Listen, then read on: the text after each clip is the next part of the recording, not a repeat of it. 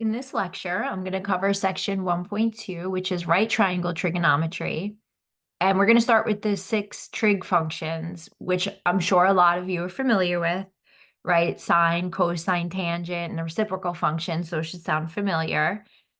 So let's just review, and let me make this a little bit bigger, our 6 trigonometric functions. So we have sine, cosine, and tangent. Here's their abbreviations. And then their reciprocal functions are cosecant, secant, and cotangent. And here are their abbreviations. So reminder about sine, cosine, and tangent. So when we have a right triangle, the sine of theta or the cosine theta or the tangent of theta, those are just ratios of leg lengths in terms of a right triangle. So for example, remember sine is equal to the opposite leg over the hypotenuse. And I'm sure you guys remember SOHCAHTOA. I feel like a lot of students are taught to memorize that to help them remember. And if you remember that, that's great. If you had another way of remembering it, that's fine also. Cosine is the adjacent leg over the hypotenuse. Tangent is the opposite over the adjacent leg, right? So we can also summarize these here. So if you want, let's do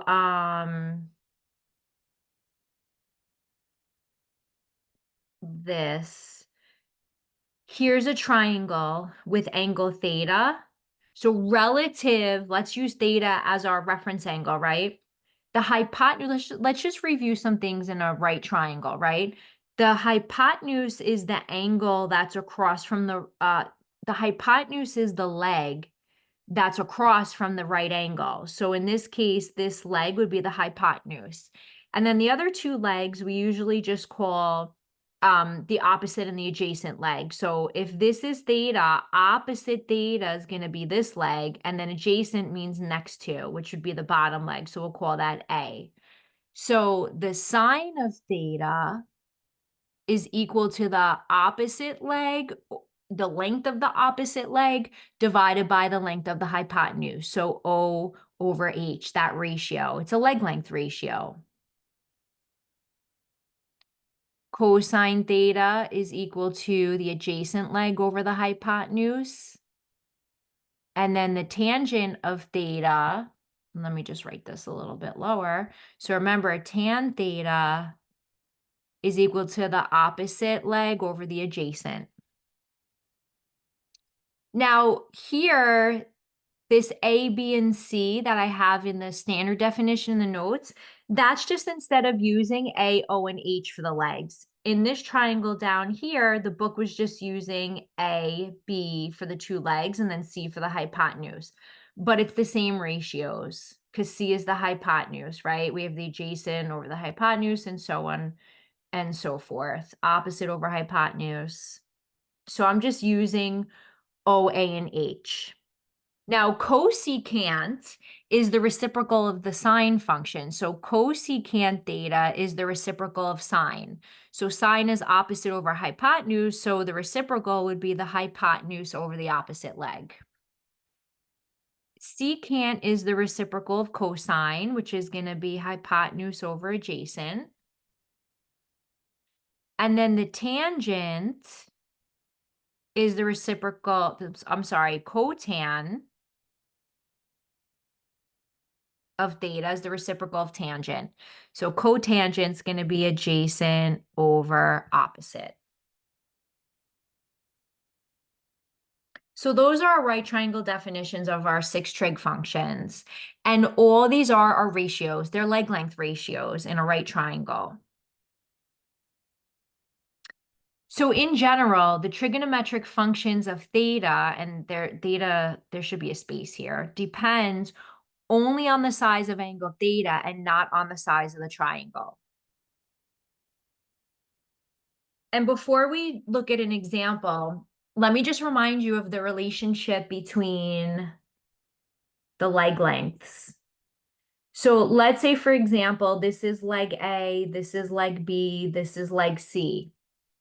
The relationship between the three legs in a right triangle can be illustrated by the Pythagorean theorem. So remember, a squared plus b squared equals c squared. So that's the relationship between the leg lengths in a right triangle. A squared plus b squared equals c squared, or leg squared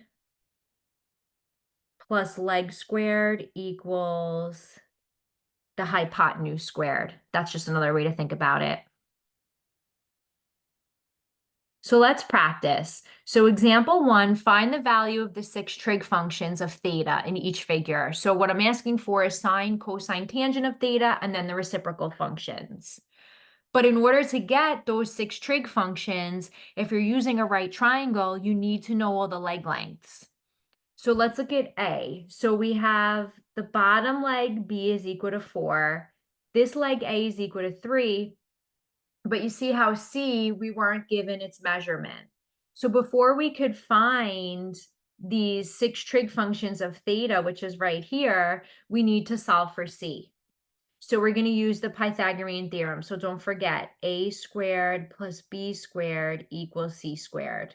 So in this case, the hypotenuse is C, right? So that's what we're missing. So we're going to take a squared plus b squared and set it equal to c squared. So we're going to get 3 squared plus 4 squared equals c squared. And that's going to be 9 plus 16 equals c squared. 25 equals c squared. And now we have to take the square root of both sides, right? So square root of 25 is 5. Square root of c squared is c. That's our positive root is 5. Because remember, length can't be negative, so we don't have to consider the negative root. So C is equal to 5. So that's the leg length for the hypotenuse. So now that I have all the leg lengths of my triangle, I could find the 6 trig functions of theta. So in other words, what's the sine of theta? Cosine theta, tangent theta, and then the reciprocal functions. So remember, sine theta is equal to opposite over hypotenuse. So look at theta. Here's theta. That's your reference angle. So what I mean by that is the leg that's opposite of theta, that's the opposite leg, right? That'll be A equals 3 in this case. Adjacent is going to be the leg that's next to theta. So that's going to be B equals 4. And then the hypotenuse is always the leg across from the 90-degree angle. So that's C. So sine theta is opposite over hypotenuse. So if this is theta, opposite, right? Opposite theta is going to be 3. And the hypotenuse is 5. So the sine of theta is equal to 3/5. Now let's do cosine theta. That's adjacent over hypotenuse. So the adjacent leg to theta is going to be 4, b equals 4, right? And then over the hypotenuse, which is 5. So the cosine theta is equal to 4/5. And now the tangent of theta is opposite over adjacent. And opposite of theta is 3 and adjacent is 4. So that's going to be 3/4. And then we want the other 3 trig functions, right? The reciprocal. So cosecant theta, secant theta, and cotangent theta. Cosecant's the reciprocal of sine. The reciprocal of 3/5 is just 5/3. So cosecant theta is equal to 5/3. The secant is the reciprocal of cosine. So secant of theta is going to be the reciprocal of 4/5 in this case, which is 5/4. And tangent and cotangent are reciprocal functions. So cotangent theta is going to be the reciprocal of 3/4, which is tangent, and that's going to be 4/3. So these are the values of the 6 trig functions of theta in figure A.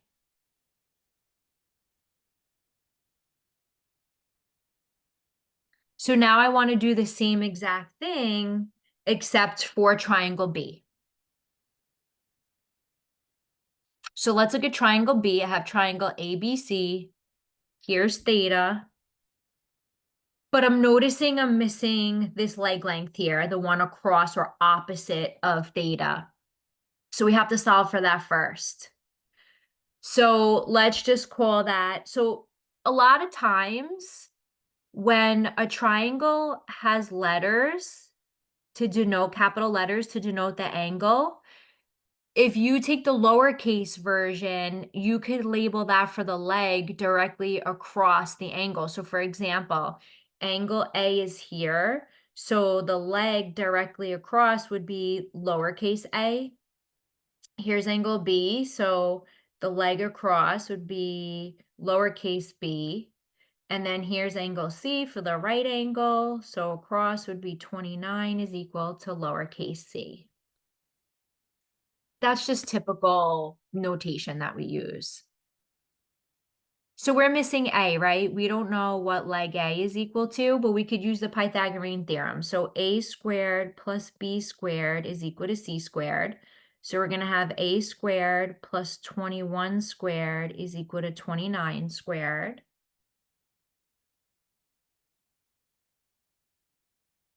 So 21 squared is 441.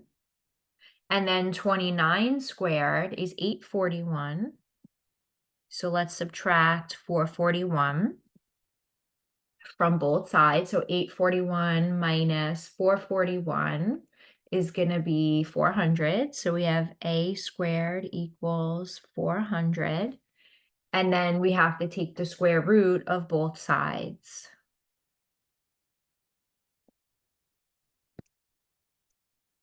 Square root of A squared is A. Square root of 400 is 20. So leg A is equal to 20. And now we're ready to figure out what the 6 trig functions are for theta in this triangle. So I'm just going to use the same setup that I have in the middle here. Let's just replace with the appropriate answers. This way we don't have to copy it all over again.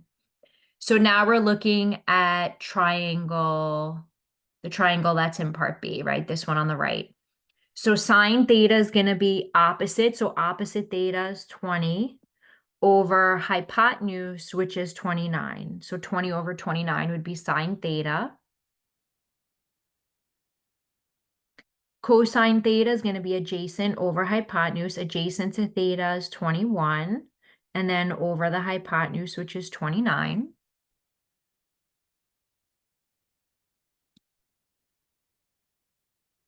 And then tan theta is going to be opposite, which is 20, over adjacent, which is 21. And now we're ready to find the reciprocal functions, right? Cosecant is going to be the reciprocal of sine, so that's going to be 29 over 20. Secant theta is the reciprocal of cosine theta, so we're going to have 29 over 21. And then cotangent theta is the reciprocal of tangent theta, so we're going to have 21 over 20. So hopefully this is coming back. I'm sure most of you remember seeing, these basic trig functions at some point, sine, cosine, tangent, and their reciprocal functions. So anytime we're looking at a right triangle, and if we have leg lengths and we're curious about finding sine, cosine, tangent of theta, as long as we're able to solve for all three, we could set up and solve for our 6 trig function values of theta. So moving on, let's look at some special angles. So 30, 45, 60, you'll see are going to be special angles for us. We're going to use them a lot as reference angles. So let's suppose we have this right triangle with a 45-degree angle. Or 45 degrees as radians is the same thing as pi over 4 radians. But let's say this is an isosceles triangle. Isosceles triangle has 2 legs that have the same length. So you see how here both of these legs are equal to 1. So this is an isosceles triangle. So let's use this figure to figure out what the cosecant of 45 degrees is, the secant of 45 degrees, and the cotangent of 45 degrees. So the hypotenuse is equal to rad 2. And the reason is, remember, a squared plus b squared is equal to c squared. So 1 squared plus 1 squared is going to be equal to c squared. But in this case, c squared is going to be equal to 2. So look, what I'm saying is 1 squared plus 1 squared is 1 plus 1, right? We get 2. But a squared plus b squared equals c squared.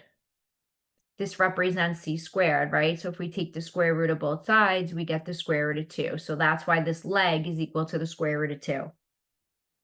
We don't need to know that for this problem. It's already there, but I'm just, showing you that your Pythagorean theorem is always going to hold for a right triangle, even an isosceles one. So what is the cosecant of 45 degrees? Well, cosecant is the reciprocal of sine. So instead of opposite over hypotenuse, we're going to have hypotenuse over opposite. The hypotenuse is radical 2, and then opposite is 1. So we get the square root of 2. Secant of 45 degrees is the reciprocal of cosine. So the reciprocal of adjacent over hypotenuse, which is going to be hypotenuse over adjacent. And remember, so, ka, toa. So sine is opposite over hypotenuse. This is just a way to remember. Cosine is adjacent over hypotenuse. And tangent is opposite over adjacent. So that's what those letters stand for. So now cotangent is the reciprocal of tangent, when tangent's opposite over adjacent. So cotangent's going to be adjacent over opposite. So secant of 45 degrees, hypotenuse over adjacent, is going to be radical 2 over 1. So cosecant and secant of 45 are going to be the same, radical 2. And then cotangent of 45, look at 45, the adjacent is 1, and the opposite is 1. And 1 over 1 is 1.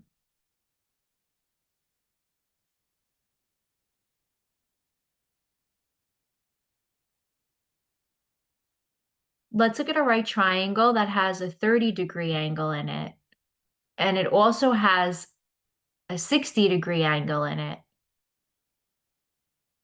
And this is a 30, 60, 90 triangle, right? So just another reminder, the sum of the angles inside a triangle always add up to 180 degrees. And 30 plus 60 is 90, 90 plus 90 is 180. So 30, 60, 90 is a triangle.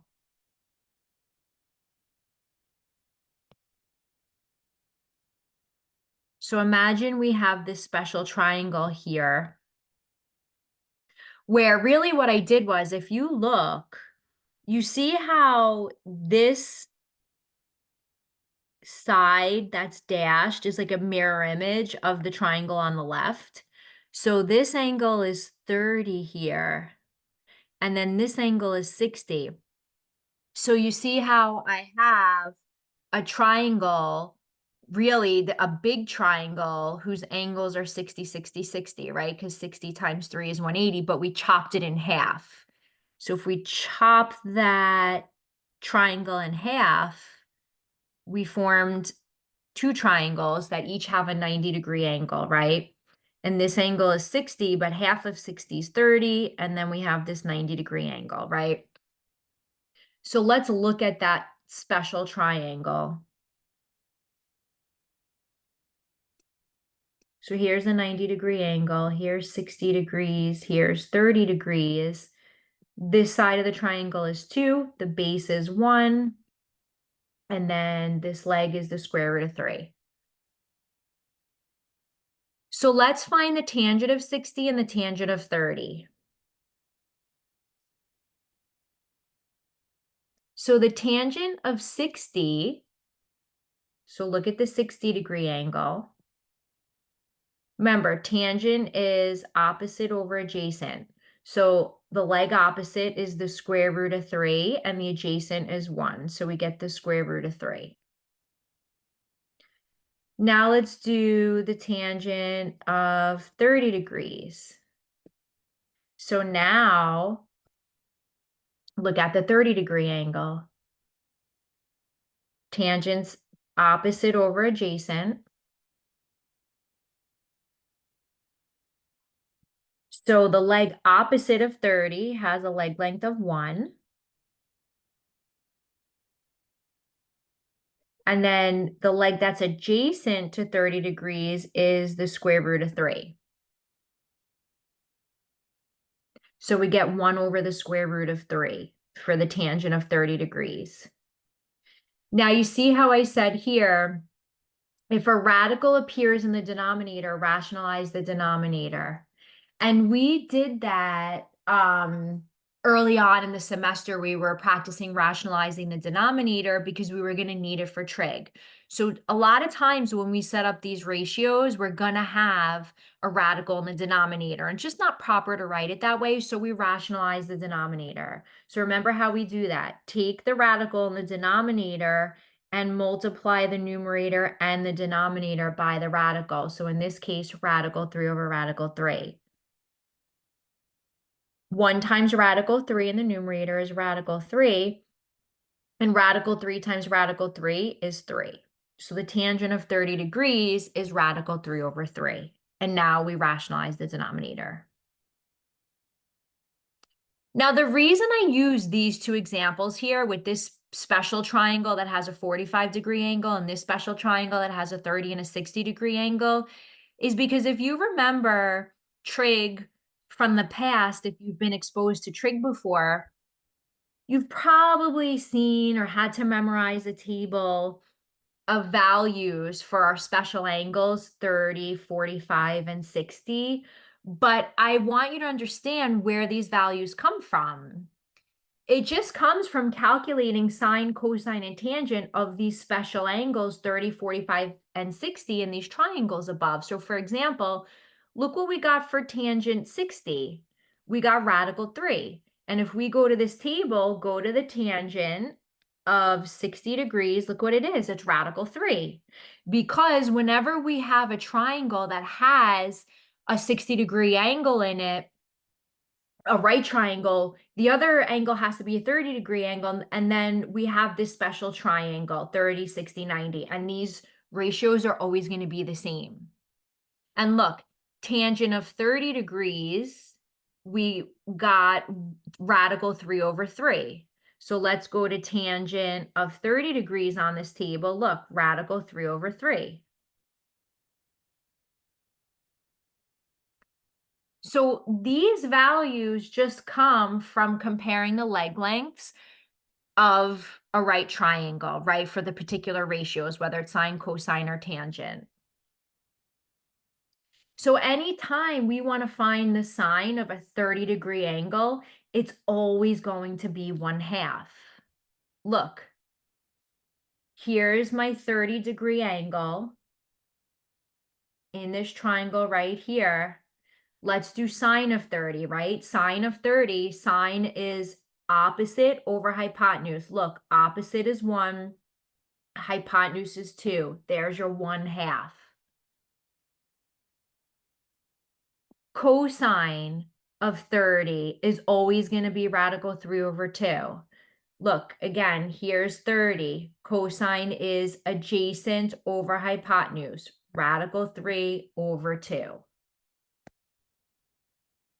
So honestly, you really don't even have to memorize this table. You just have to know these special triangles. And if you can use these special triangles, then you could always come up with these ratios. But honestly, after you use them enough, you're just going to start to remember the values in these tables. Let's just briefly talk about the reciprocal identities. So we know that sine and cosecant are reciprocal functions. So in other words, sine of theta, if I were to take the reciprocal of sine, I'm going to get cosecant of theta. So sine theta is equal to 1 over cosecant of theta, and cosecant theta is equal to 1 over sine theta. They're reciprocals. Cosine and secant are reciprocals. So secant is just equal to 1 over cosine theta. And then cosine theta is just 1 over secant theta. And then the same is going to follow for tangent and cotangent. They're reciprocal functions.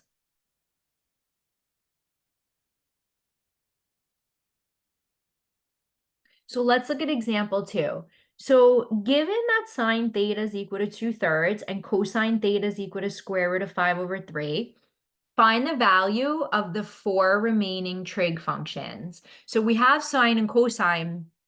So I want tangent and then the 3 reciprocal functions. But notice you don't have a picture here, right? So like all the other ones that we were doing up here, we had pictures of triangles. But in this case, you have enough information that you could sketch your own triangle based on what's given. So look, we were already told that the sine of theta is equal to 2/3. And sine is opposite over hypotenuse. And we're told that cosine theta is equal to the square root of 5 over 3. And that's adjacent over hypotenuse. So if I sketch a right triangle, and it doesn't really matter where you put theta. I'm going to put theta here. Look, the hypotenuse in both cases is 3. Here's my hypotenuse. So the hypotenuse is equal to 3. The opposite is equal to 2. So let's go opposite of theta. That's 2. And then adjacent is square root of 5. So I'm going to put the adjacent leg as square root of 5. Right? You see how adjacent square root of 5, opposite is 2. So just by me telling you these ratios, you were able to work backwards and set up the picture of the triangle. We're just going the opposite way like we were in the first example. I gave you the triangle and I asked you to form the ratios. Now here are the ratios, sketch the triangle. And now we could use that to find the remaining 4 trig functions. So we want tan theta and the reciprocal functions, right? Which are going to be cotangent theta, and we want secant theta and cosecant theta. So these are the 4 that we want. So here's theta, look at theta. Tangent is opposite over adjacent. So opposite is 2 and adjacent is square root of 5.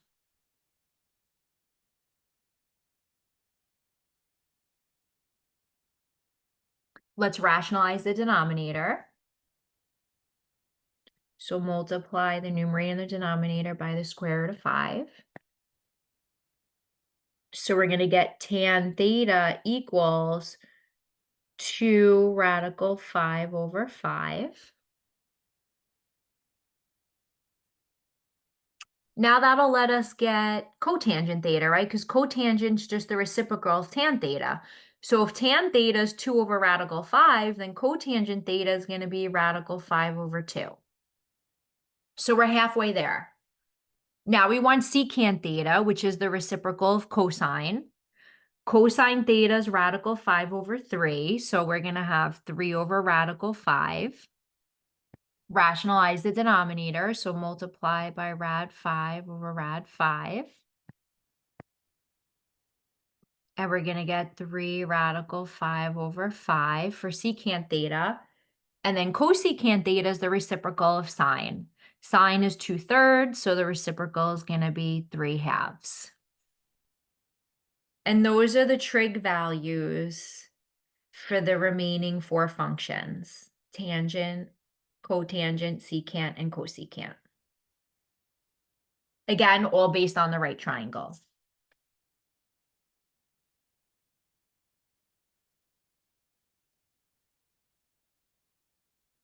So complementary angles are two positive angles whose sum is 90 degrees. Or if we were in radians, remember 90 degrees is the same thing as pi over 2 radians.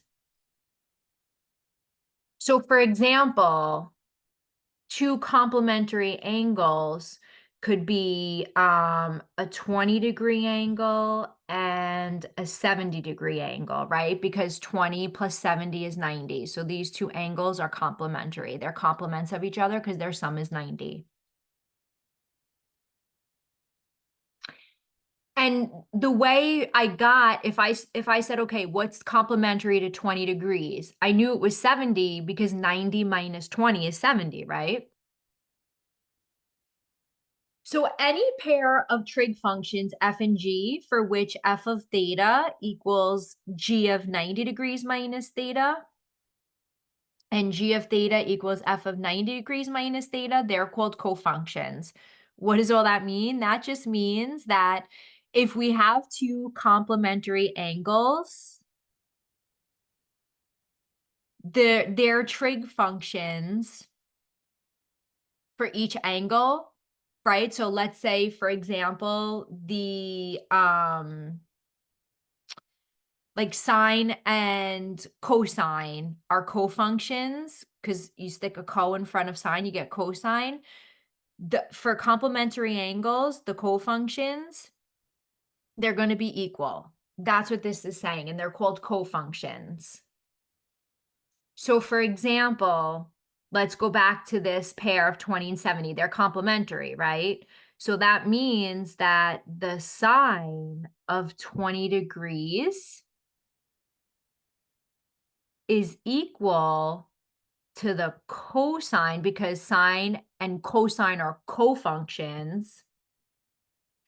It's going to be equal to the cosine of 70 degrees because 70 plus 20 is 90. And I want you to see this in the calculator. Even though I didn't teach you yet calculator functions, let's just kind of get a little idea about how the calculator works. So look, let's go to the calculator for a minute.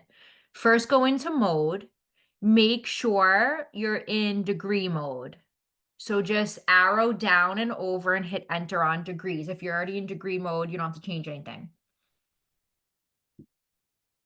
So now once you hit enter, we could quit out of there. So second and then quit. So look, let me just go back to what we had written down over here. Sine of 20 should be equal to cosine of 70 because they're cofunctions, sine and cosine, and those two angles are complementary. So press sine. So notice on the top middle of the calculator, you have buttons for sine, cosine, tangent. So let's do sine of 20 degrees. Hit enter. And now let's do cosine of the complementary angle, which is 70 degrees. We should get the same answer. You see how those two values are the same? So that's what that definition is saying in the notes, which is a little bit hard to understand just by reading it, but I think it's easier when you see an example.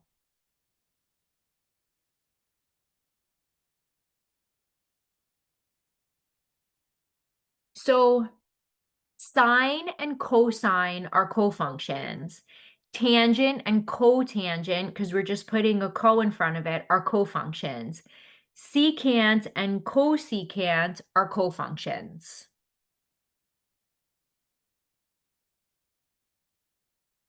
So for example, you know what? Let's just do, let me just list cofunctions.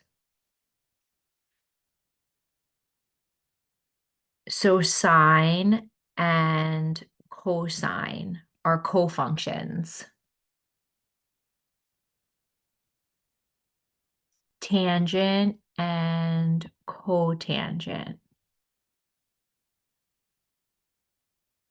And then we have secant and cosecant. So cofunctions are not the same as reciprocal functions, right? Sine, cosine, tangent, cotangent. They happen to be reciprocals. Secant, cosecant.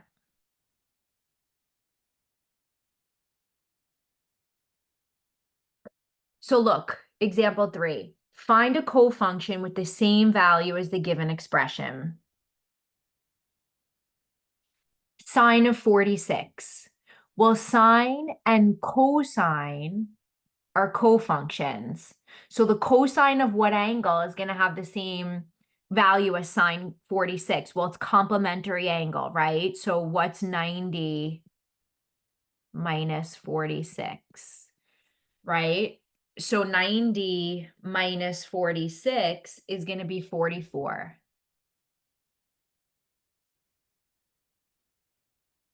So cosine of 44 degrees is going to have the same value as sine of 46 degrees because 46 plus 44 is 90. They're complementary, and sine and cosine are cofunctions.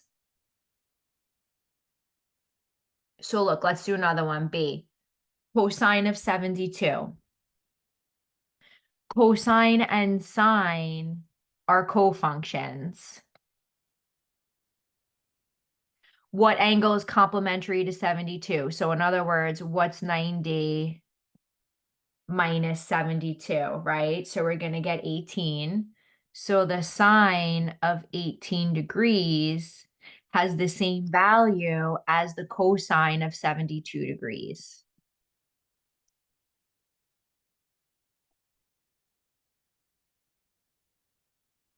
Same holds if we're in radian measure. So cotangent of pi over 12 radians. Well, cotangent and tangent are cofunctions. Now, we're not in degree measure. So complementary angles in degrees add up to 90. But if we're in radians, remember 90 degrees is equivalent to pi over 2 radians. So do just what we were doing before. You see how before we were taking 90 minus 46 and then 90 minus 72. Now we're in radian measure. So we're just going to take pi over 2 and subtract pi over 12. And you need a common denominator, right? So tangent of, instead of pi over 2, because I want to have a common denominator of 12, right? So I could subtract these two. We need to multiply the numerator and denominator by 6, right? So 6 pi over 12 minus 1 pi over 12. So think of that as 1 pi over 12. So 6 pi minus 1 pi is going to be tangent of 5 pi over 12.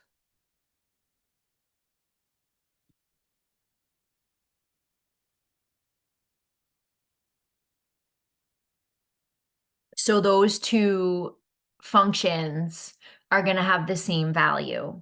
Cotangent of pi over 12 is going to be equal to tangent 5 pi over 12. And I'm going to show you how to use the calculator after this to find reciprocal functions. So when you're doing these for practice and the homework and stuff, you could always check your answers with the calculator. We'll get there in a minute. So let's do one more. Sine of pi over 6. So sine and cosine are reciprocal functions, and now the complementary angle to pi over 6 is going to be pi over 2 minus pi over 6. That's how we get the complementary angle. So that's going to be the cosine of, we need a common denominator of 6, right? So 2 times 3 is 6. So I'm going to do 3 pi over 6 minus pi over 6. Because 3 pi over 6 is the same thing as pi over 2, but now I have a common denominator. So I'm going to get cosine, think of that as 1 pi over 6. 3 pi minus 1 pi is going to be 2 pi over 6. which is just really the cosine of pi over 3 if we reduce it.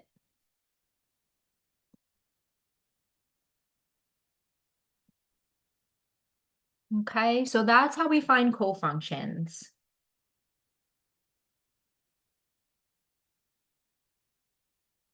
Now let's practice using the calculator, whether we're in radian mode or degree mode, you should be able to go back and forth in the calculator. So it's not always going to be possible to find these trig value functions of certain angles just by using right triangles. So realistically, when we have an angle like 72.8 degrees, right, and we want to find the sine of that, we're going to use the calculator. So to evaluate trig functions, we'll use the keys on a calculator that are marked sine, cosine, and tangent. And the key is make sure you're in the correct mode, whether it's degrees or radians. So just pay attention. So let's use a calculator to find the following. We'll go 4 decimal places. So A, we have the sine of 72.8. Now we're already in degrees, so we're not going to have to change that. So let's do sine of 72.8. So sine and then type in 72.8. You don't need to close the parentheses if you're not typing anything else. And we get about 0.9553 if we go 4 places. So this is about 0.9553. Next, we have cosine of 37.2.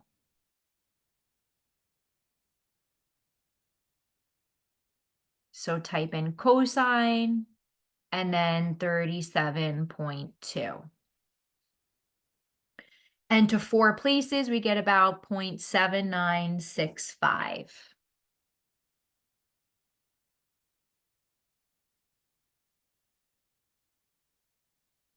So this is about 0.7965. Then we have the tangent of 48 degrees, so still in degree mode. So tangent, press tangent, and then 48 degrees. So to 4 decimal places, we get about 1.1106.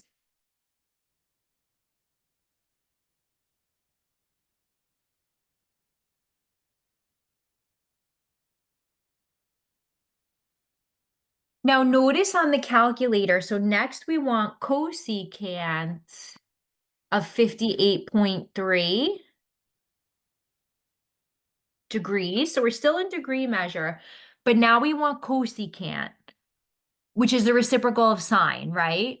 But you don't have a cosecant button on the calculator. You just have sine, cosine, tangent. So whenever you need to find the trig value of a reciprocal function for sine, cosine, tangent, we're going to have to type it in as the reciprocal. So remember, cosecant, let's just go back to the worksheet for a minute. Cosecant is the reciprocal of sine. So this is equal to 1 over, so let me write this over here. So remember, cosecant theta is equal to 1 over sine theta. They're reciprocals, right? So I have to type that in the calculator as 1 over sine of 58.3 degrees. So we have to use the reciprocal function. So we're going to do 1 divided by the sine of 58.3 degrees. And we get about 1.1753.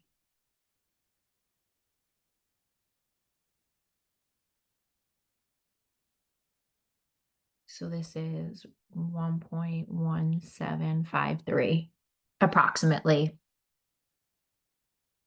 So next we have secant.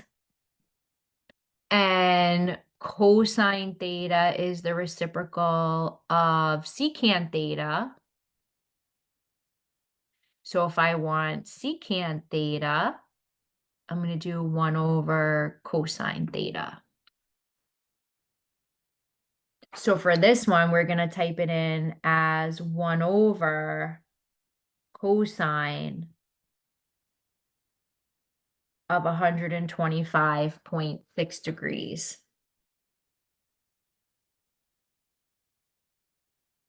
So let's go to the calculator. And we're going to do 1 divided by cosine of 125.6 degrees.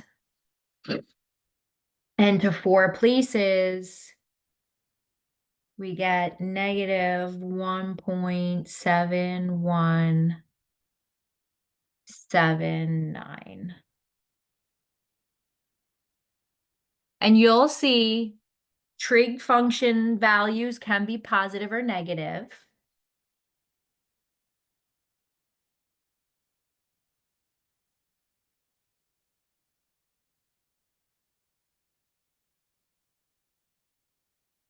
So for f, we have cosine of 5 pi over 7 radians.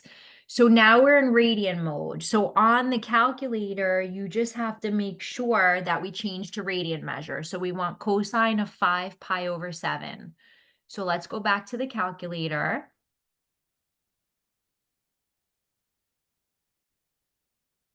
So go into mode like we did before. Now arrow down to radian mode and hit enter. So that's how we switch back and forth from radian to degree mode, degree to radian mode. And then we could quit out, second, quit. And now we're ready to type in cosine of 5 pi over 7. So cosine of 5. Now remember how I showed you to pull up pi, so second and then the exponent key, and then divided by 7. So 5 pi over 7. And we get about negative 0.6235.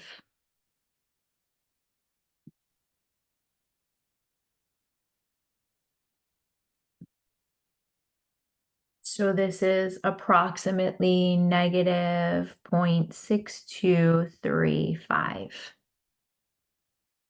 And then we'll practice one more in radian mode. So we want cotangent of 7 pi over 11. Now, remember, there's no button for cotangent, but we have tangent. So cotangent and tangent are reciprocal functions, right? So cotangent theta is equal to 1 over the tangent of theta.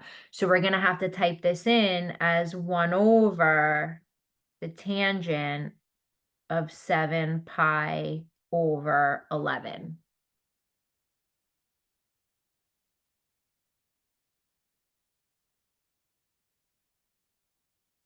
So we're going to do 1 divided by the tangent of 7 pi divided by 11.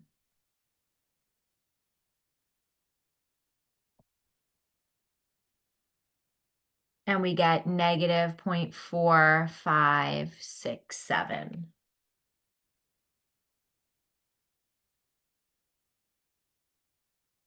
This is about negative 0.4567. So that's how we use the calculator to evaluate trig functions. The key is, well, really 2 things. Make sure you're in the appropriate mode, right? Degree or radian. And then if you need a reciprocal function, right, cosecant, secant, or cotangent, you're going to have to use the reciprocal of sine, cosine, and tangent. That's all. So just be careful when you're entering into the calculator. So now we're going to apply these, trig functions to some application questions, word problems. And a lot of times when we're using angles, we refer to certain angles as angles of elevation or angles of depression. So always think of the horizon as wherever your eye level, and if you were to look straight out across the horizon, right, that line, that horizontal line, think about it as the horizon. So an angle formed by a horizontal line and the line of sight to an object. So if you were to look up at an airplane, let's say, that line of sight, if we were to use that line of sight along with the angle of elevation, the horizon, so here's the horizon, right? This horizontal line, let's say you're here eye level, you're looking across the horizon. Now, if you were to look up at something, an object up here, you just formed an angle. That's called the angle of elevation. Now, let's say, again, you're the observer, you're standing here, I'm putting this blue dot. Here's your horizon, your eye level. But now, if your line of sight was looking at something down to the ground, let's say a car, you just formed an angle, but we call that angle an angle of depression. So it's an angle that's formed with the line of sight in the horizon, but if it's I think when, you look up at an object in the sky, right, angle of elevation, and if you're looking down below, that's going to be angle of depression. So let's look at example 5.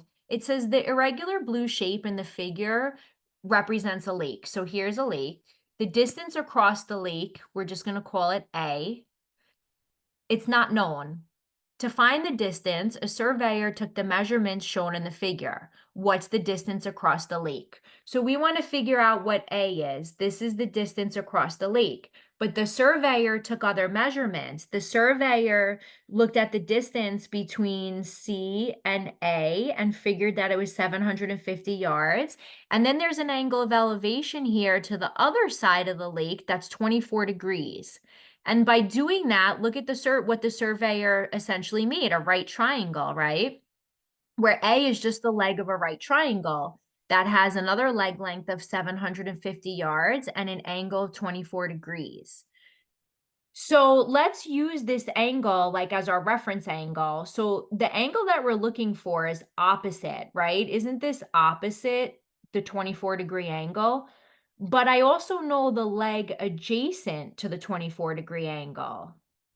So if I put all this information together, I could figure out what this opposite leg length is, right? If I know, okay, this angle is 24 degrees and I know the adjacent leg is 750 yards, there's only one unknown, right? What relationship could I form?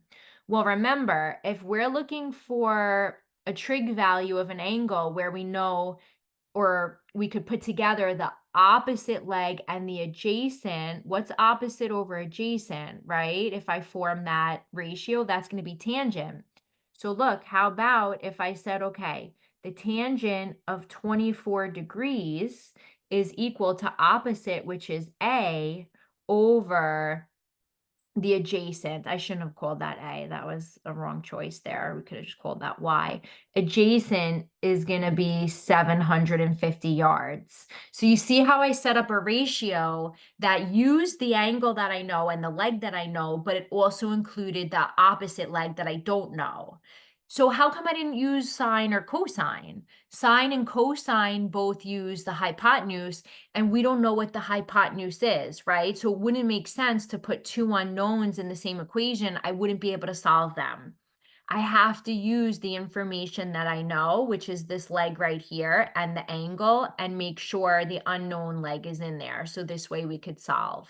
So that's why I'm using tangent of 24 degrees. So it's opposite over adjacent.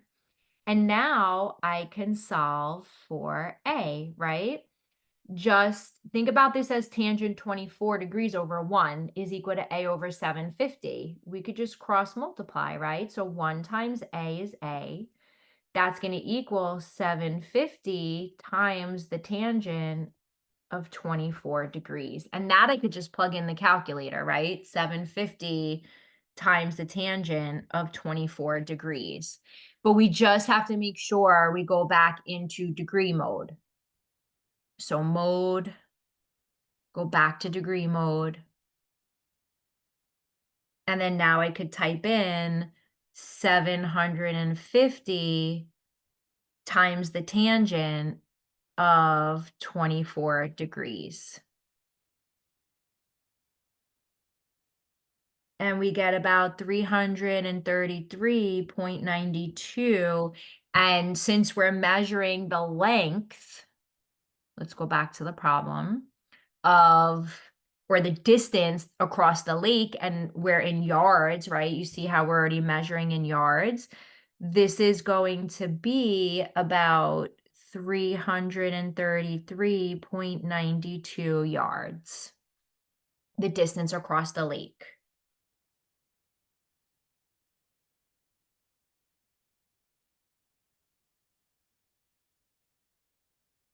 So let's try another one. Example 6. It says a plane rises from takeoff and flies at an angle of 10 degrees with the horizontal runway. So here's the horizontal runway. The plane's taking off and it's forming an angle of 10 degrees with the runway.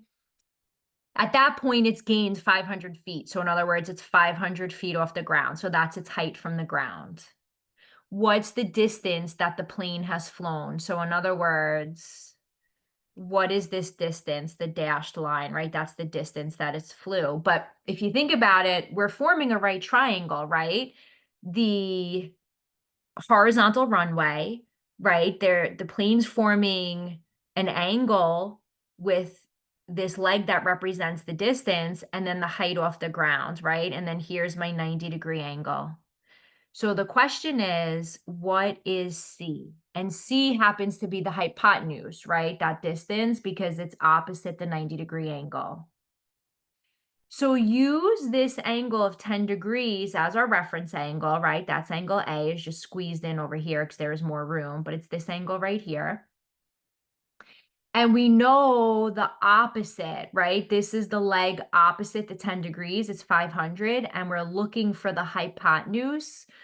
So let's think, what if I used opposite and hypotenuse? What is opposite and hypotenuse? That's sine, right? Sine is opposite over hypotenuse.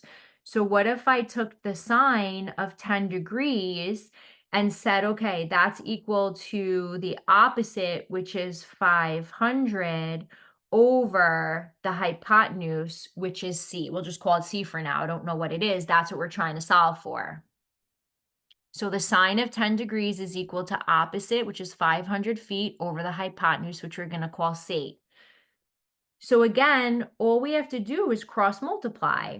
So we're going to get 1 times 500 is 500. That's going to equal C times the sine of 10 degrees. And now to solve for C, let's just divide by the sine of 10 degrees.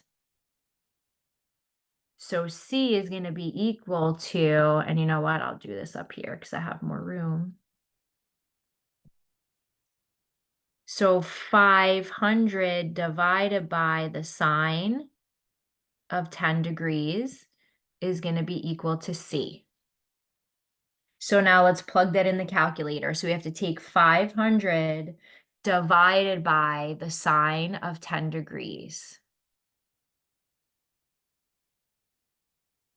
So 500 divided by the sine of 10 degrees. And we're still in degree mode from before.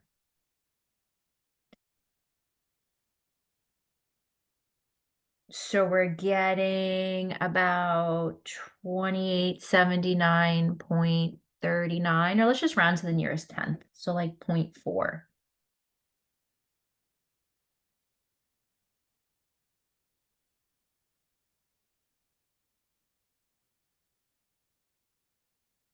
So the distance in feet is about 2,879.4 feet would be the distance based on that angle of elevation and the height that that airplane is off the ground.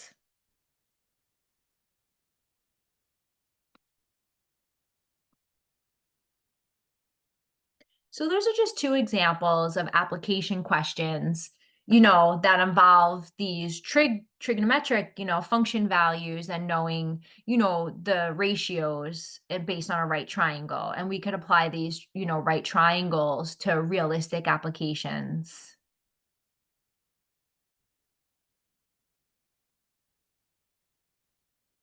So the last thing that we're going to do is, now let's use the calculator to find the value of an acute angle theta given the ratio. the trig value.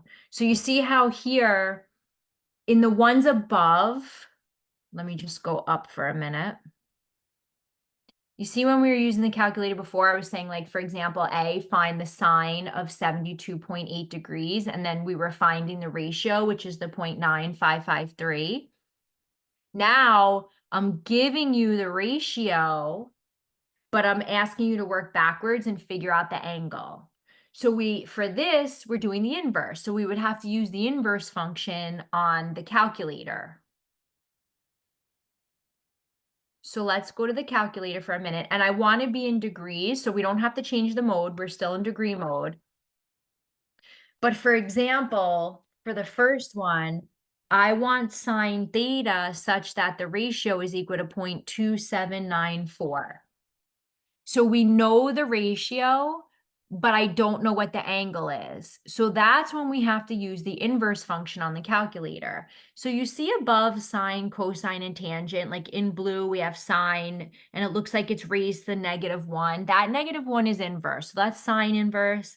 Then we have cosine inverse and tangent inverse. So for this one, we're going to do second and then the sine button. And you see how it pulls up sine inverse? So whenever we use the inverse function, we're looking for the angle. So now type in the ratio, type in the 0.2794. Now, when you hit enter, the calculator is going to give us the angle. So it's about 16 degrees, because I think it said go to the nearest whole degree. Yeah, to the nearest degree. So here we had to do sine inverse of 0.2794, and we got about 16 degrees. I want you to check your answer and see that this makes sense, right? If I were to type in the sine of 16 degrees, I should get 0.2794. So let's go back, type in the sine of 16 degrees. And you see how we get about 0.27. It's not 94, it's 5.6, but the reason is because we rounded that 16 degrees. It really 16.22439811 degrees, right? If you look above. But to the first two decimal places, it checks out. So now let's do cosine theta has to equal 0.8771. So in other words, the cosine of what angle has a ratio of 0.8771. So we have to use inverse again. So we're going to do inverse cosine. Now put the ratio 0.8771. And that's going to give us the degree measure. So let's go to the calculator.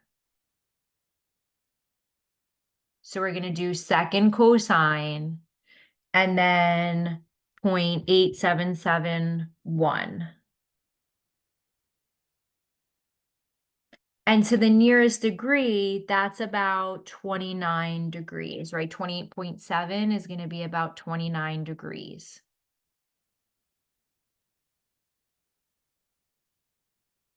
For the third one, we want to know the tangent of what angle has a ratio of 4.6252. So since we know the ratio, but we're looking for the angle, we have to use the inverse function. That's how we find the angle. So we're going to do second and now tan, that's tan inverse, and we're going to do 4.6252. And that's going to be about 78 degrees.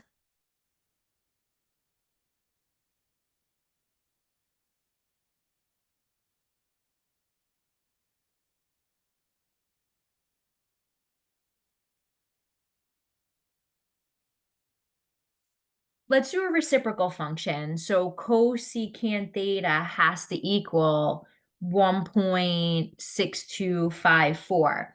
Now you don't have a cosecant inverse, right? But cosecant's the reciprocal of sine, right? We do have sine inverse. So use the reciprocal function's inverse, right? So cosecant is the reciprocal of sine. So we're going to do sine inverse, but now take the reciprocal, right? So it's going to be 1 over 1.6254. So that's how we would, whoops, drop my pen. That's how we would type it into the calculator. So inverse sine,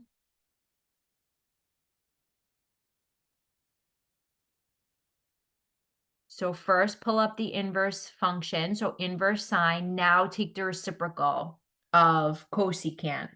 So it's going to be 1 over 1.6254.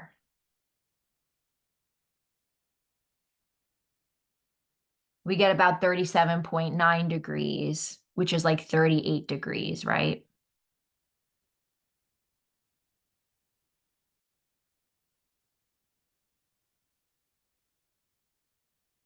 And then we'll do one more. So secant theta equals 1.2934. So secant is the reciprocal of cosine, but we want to use the inverse function because we know the output, the ratio, but I don't know the angle. So first, use the reciprocal, the inverse of the reciprocal, right? So we're going to do inverse cosine and now take the reciprocal of the ratio. So 1 over 1.2934. So we're going to do inverse cosine of 1 over 1.2934. So let's type that in the calculator.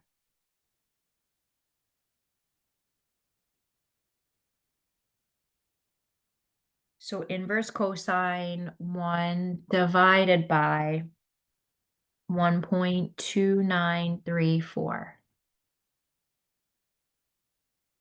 And that's going to be about 39 degrees.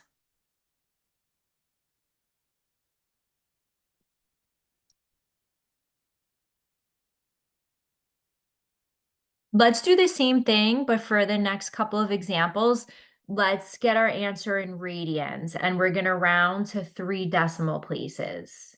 So instead of our angle that we're looking for in degrees, we want the angle in radians.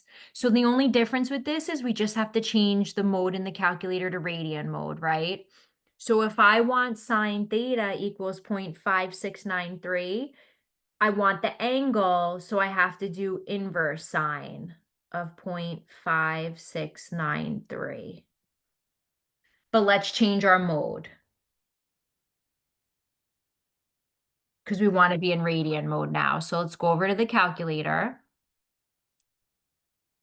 go to mode, change to radians. And now let's do inverse sine. And we want 0.5693.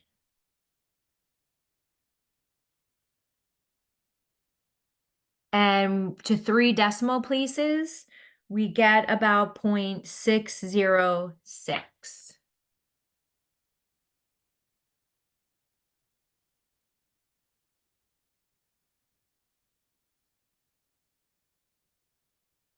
And that's not degrees, right? It's radian measure, so that's radians.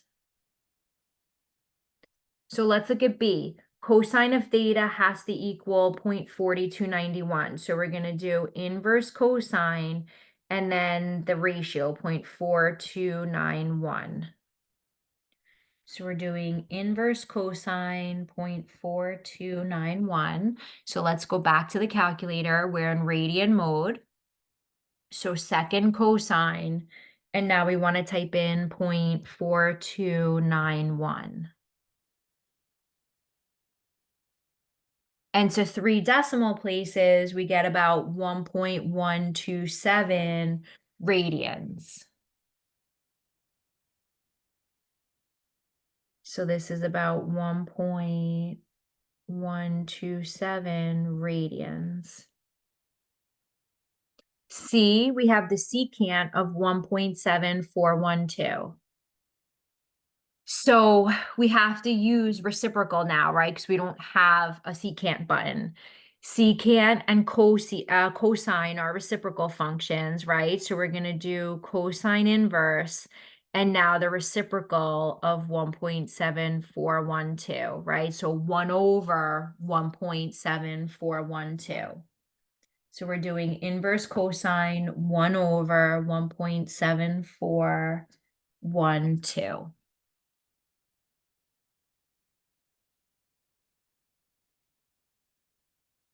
So cosine inverse, and then 1 divided by 1.7412. And to 3 places, that's about 0.959 radians.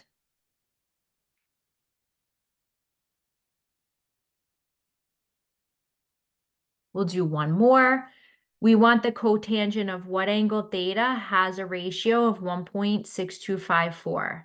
So the reciprocal function for cotangent is tangent, but we need the inverse function. So we're going to do tan inverse and now take the reciprocal. So 1 over 1.6254. So we're doing inverse tan 1 over 1.6254.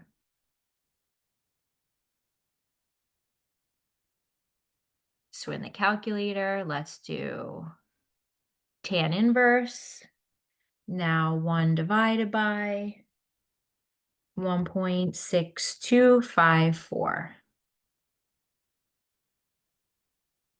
And we get about 0.552 radians.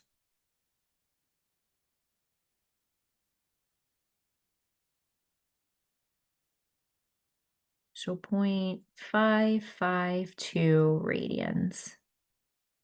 So if we know a trig function's, so we know the value of a trig function for a certain angle theta, if we know its ratio, if we know that value, then we could use the calculator to, in terms of the inverse to be able to figure out what that angle is. And this is how we would apply it. So for example, look at these last 2 word problems. So look at example 9. It says a tower that's 125 feet tall casts a shadow 172 feet long. What's the angle of elevation to the sun? And let's round to the nearest degree. So now you see the angle is unknown. We don't know what theta is, but I know 2 legs of this right triangle. So if I could set up the appropriate ratio, then I could use the inverse function, right, to find theta. So if theta is my angle here, right, opposite is the 125. And then the 172 is adjacent. So let's think, what ratio uses opposite and adjacent? I'm not using the hypotenuse because we don't know what it is, right? We weren't given that length, but we don't need it. Opposite over adjacent is tangent, right? So what if I said, okay, the tangent of theta equals opposite, which is 125, over adjacent, which is 172. What is theta? And that's just what we were doing in the page above, right? We were using the inverse. So we would need to use the inverse function to find theta. And I know the ratio. So we would do tan inverse and then plug in the ratio 125 over 172. But just be careful. We want to be in degrees. So let's bring our calculator back to degree mode first.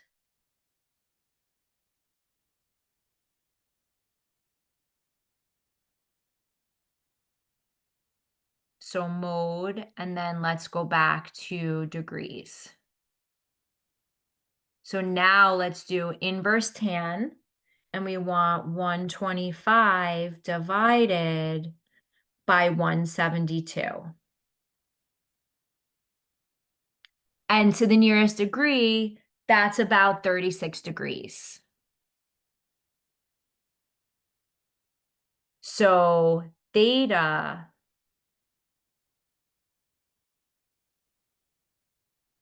equals 36 degrees. So that would be this angle of elevation. So really, it's this angle right here, 36 degrees. So let's do one more and then we'll wrap it up. Example 10 says a telephone pole is 60 feet tall and a guy wire 75 feet long is attached from the ground to the top of the pole. So that's this wire right here that I'm coloring in blue. And the height of the telephone pole we said is 60 feet. So what is the angle between the wire and the pole? So you see this angle here that we call theta between the wire and the pole. What is the measure of that angle to the nearest degree? So again, we don't know the angle, but I do know two leg lengths.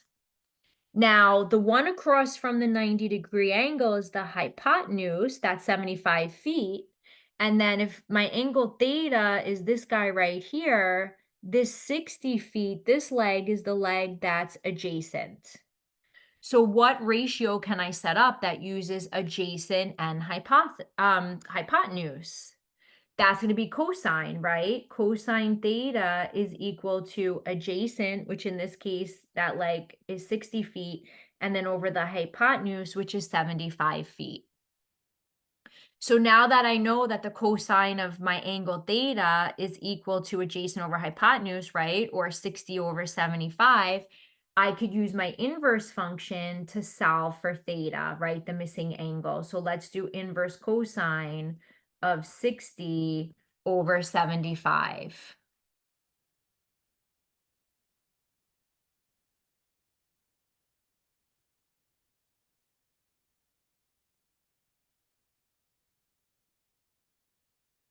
Then we get about 37 degrees to the nearest degree, right? 36.8 is going to round to about 37. So this is going to be 37 degrees. So theta equals 37 degrees. And that's this angle right here. So this wraps up section 1.2, and our next lecture will continue on and we will cover 1.3.